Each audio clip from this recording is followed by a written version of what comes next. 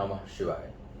मैं हूं ज्योतिर्विद पंडित दीपक दुबे और उपस्थित हूं आपके साथ एक विषय पर चर्चा लेकर के। चर्चा का विषय मैंने रखा है आज कि नज़र दोष क्या है, क्यों नज़र लगती है, क्या है इसका कारण और इसका स्थायी समाधान क्या है।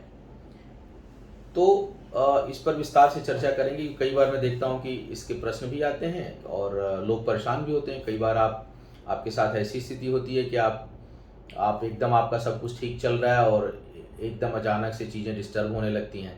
सेहत एकदम ठीक है, शाम आप पार्टी में कहीं गए बन संवर के, या आप गई और आए घर पर और आप उसके बाद आपकी तबीयत खराब हो गई, फिर बहुत दिन तक कहीं जाने लायक नहीं रहे। छोटे मोटे नुकसान, छोटी मोटी हानि, अचानक आपस में दरार, कलह, क्लेश। अब इसके अगर एकदम जड़ में जाएंगे तो एक चीज मान के चलिए कि जब तक ग्रह गोचर में कोई उस तरह की स्थिति नहीं बनती है आपकी कुंडली में, ये उस तरह की घटना, बड़ी चीजें नहीं होंगी या कोई बड़ी समस्या उत्पन्न नहीं होगी। अगर आपके काम में चलते चलते लगातार बाधा आ रही है तो आप पहले ये चेक करिए कि कहीं कुंडली में कोई ग्रह गोचर में वर्तमान में कोई बड़ा परिवर्तन तो नहीं हुआ है आपके उसमें, या कोई दशांतर दशा या प्रत्यंतर दशा तो नहीं बदली है। क्योंकि रुकावट का कारण वो होता है, वो कारण बनता है। और कई बार लोगों के प्रभाव से भी चीजें बनती हैं, लेकिन वो लोगों का प्रभाव जो है उस समय के कारण आ जाता है। जैसे आपका समय कोई खराब है, आप सड़क से जा रहे हैं और समय खराब है, तो उसी समय सामने की गाड़ी के टायर का पहिया फटा और वो डिसबैलेंस हुई और आगे आपसे टकरा गई। तो एक्चुअल में गाड़ी का टायर फटना जो है वो कारण जरूर बना उस गाड़ी के आने का आपके पास, लेकिन वास्तव में उस समय आपकी कुंडली में ग्रह गोचर में घटना दुर्घटना का योग बन रहा है। तो नजर किसी की हमारे ऊपर लगी, उससे हम प्रभावित हो रहे हैं, इसका मतलब यह है कि हमारी कुंडली में ग्रह गोचर ठीक नहीं चल रहे हैं, पहली बात। दूसरी बात, कुछ लोगों के साथ कुछ लोग प्रोन होते हैं। आप देखेंगे कि कुछ लोगों को बहुत जल्दी नजर लगती है और बार बार लगती है। मतलब हम बहुत से लोग ऐसे हैं, परामर्श भी लेते हैं, संपर्क में भी कई लोग ऐसे हैं कि कई महिलाएं ऐसे हैं कि कई पुरुष ऐसे हैं कि वो बोलेंगे कि हम जैसे अपनी बात कहीं कुछ बाहर बोल देते हैं, हमको ये परेशानी हो जाती है, या हम जब अच्छे से सच संवर के कहीं बाहर निकलेंगे तो हमारी तबीयत खराब हो जाएगी, शाम को घर आएंगे तो इन चीज़ों का कारण क्या है। अब दूसरे की नज़र को तो आप नहीं रोक सकते। आप ना बाहर की चीज़ों को हम रोक सकते हैं, ना किसी की नज़र को रोक सकते हैं, किसी के देखने के तरीके को हम नहीं रोक सकते। कई बार बहुत अच्छे से लोग देखते हैं, प्रेम से देखते हैं, माता पिता हैं, उनकी नज़र भी लग जाती है। कहते हैं कि वो बड़ा मतलब और बड़ी तेज लगती है घर के लोगों की नज़र, करीबी लोगों की। तो लेकिन उस नज़र के लगने का कारण क्या है, अस्थायी कारण क्या है और उसका स्थायी उपचार क्या है। सामान्य रूप से आप देखेंगे कि नज़र लगने पर जो टोटके किए जाते हैं, तो टोटकों में कई बार लोग साबुत काली मिर्च, साबुत लाल मिर्च लेकर के और उसको ऊपर नीचे ऐसे घुमा करके जिसके ऊपर है उसको फिर कागज़ में या किसी चीज़ में जलाते हैं। और ऐसी मान्यता है कि वैसा अगर नज़र तगड़ी लगी होती है तो उस मिर्च को, लाल मिर्च को जलाने पर खांसी नहीं आती। नहीं तो ऐसे आप मिर्च जलाएंगे, धुआं आएगा तो बहुत खांसी उठेगी। उसके बहुत से लोग अलग अलग विधाओं में, कई लोग पीली सरसों से करते हैं, कई लोग पीली सरसों और लाल मिर्च से उसको ऊपर नीचे चला करके, बच्चों को ज़्यादा लगती है, समस्या होती है तो उसको करते हैं। उसके अलावा कुछ और बड़े उपचार लोग करेंगे, हनुमान जी के पाँव का सिंदूर लेकर के उससे करेंगे, किल वगैरह लेकर के नीचे रखेंगे। तो बहुत से टोटके हैं जो किए जाते हैं, लेकिन क्या टोटके अस्थायी हैं? क्योंकि टोटके का असर आप बस उसी नज़र तक सीमित रहता है। जैसे आपको नज़र लगी अभी और आपने वो प्रयोग किया तो उसका प्रभाव उस समय के लिए क्षणिक खत्म हो गया, लेकिन आप फिर हफ्ते भर बाद फिर कहीं तैयार होके जाएंगे, फिर कोई काम उस तरह का करेंगे, फिर अगर बाई चांस वैसे किसी की नज़र पड़ी आपको फिर नज़र लग जाएगी। तो ये रिपीट जो है, ये बार बार रिपीट होने वाली प्रक्रिया हो जाती है। तो अब इसका स्थायी कारण क्या है, क्यों आपको नज़र लगती है? वैसे उसी पार्टी में बहुत से लोग बन ठन के जाते हैं, सबको नहीं लगता। आप क्यों प्रभावित हो रहे हैं? आपको बार बार, अच्छा जिनको एक चीज़ और देखिए, जिनको नज़र ज़्यादा लगती है वो बीमारी बहुत ज़्यादा पड़ते हैं, बहुत जल्दी उनको बीमारी पकड़ेगी। मतलब कुछ भी वेदर में चेंज हुआ, कुछ भी टेम्परेचर में कोई चेंज हुआ, थोड़ा सा खान पान में हुआ, थोड़ा उठने बैठने में, वो बहुत जल्दी बीमार पड़ेंगे। भले लंबे समय के लिए हो ना हो, एक दिन के लिए हो, 2 दिन के लिए हो, लेकिन जिस व्यक्ति को नज़र ज़्यादा लगती है वो व्यक्ति ज़्यादा बीमार भी पड़ता है। इस चीज़ को आप देख लीजिएगा अपने घर परिवार या रिश्तेदारी में। तो इसका अस्थायी कारण क्या है, जब तक इसको आप नहीं समझेंगे तब तक इसका अस्थायी निराकरण नहीं हो पाएगा। अब नज़र लगना जो है वो क्या है, किसी दूसरे के ऑरा के प्रभाव से हमारा ऑरा प्रभावित हो जाना, हमारी एनर्जी प्रभावित हो जानी, यानी दूसरे की ऊर्जा इतनी तगड़ी है कि उसकी ऊर्जा के प्रभाव में हम आ रहे हैं और हमारी ऊर्जा जो है प्रभावित हो रही है। इसका मतलब ये है कि हमारा ऑरा जो है वो उस ऑरा के आगे कमजोर पड़ रहा है, हमारा ऑरा जो है कमजोर पड़ रहा है।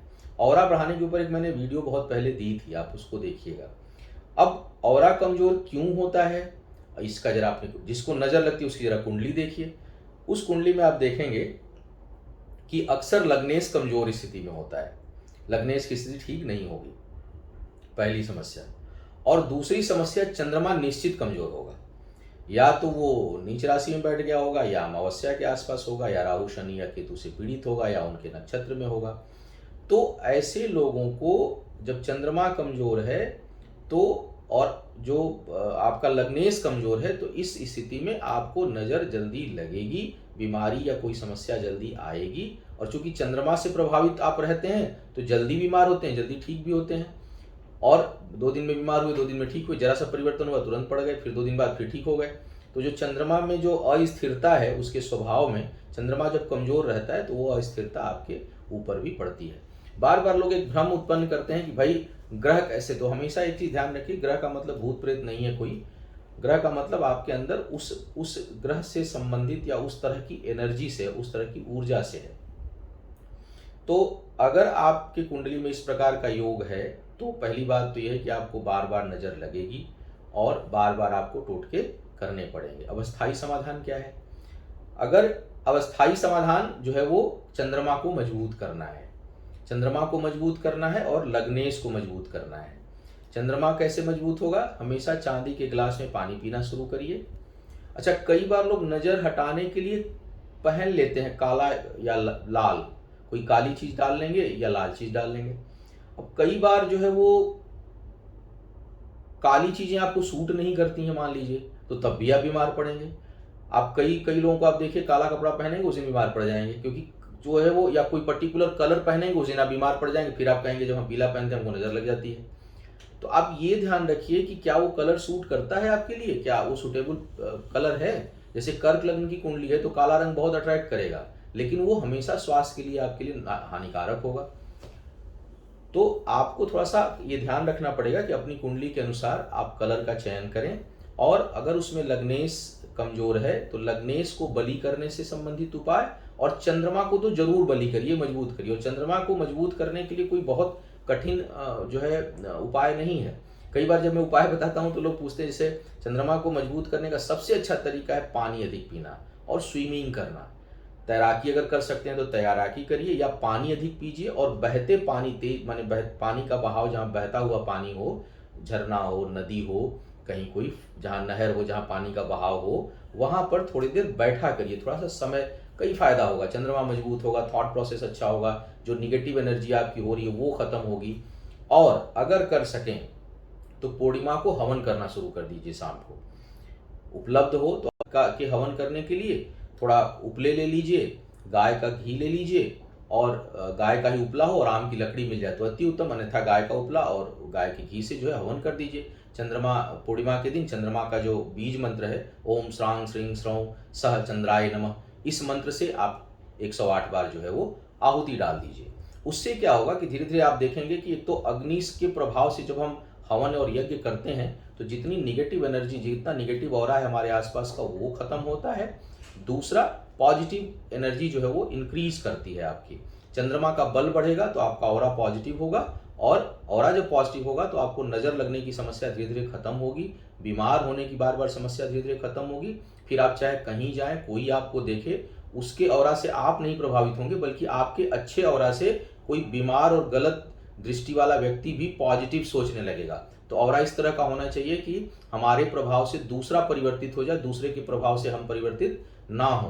तो आप अपने ऑरा को खूब पॉजिटिव बनाएं, और नजर दोष से अस्थायी रूप से आप इस प्रकार से जो है उससे बच सकते हैं, स्वस्थ रह सकते हैं और मस्त रह सकते हैं।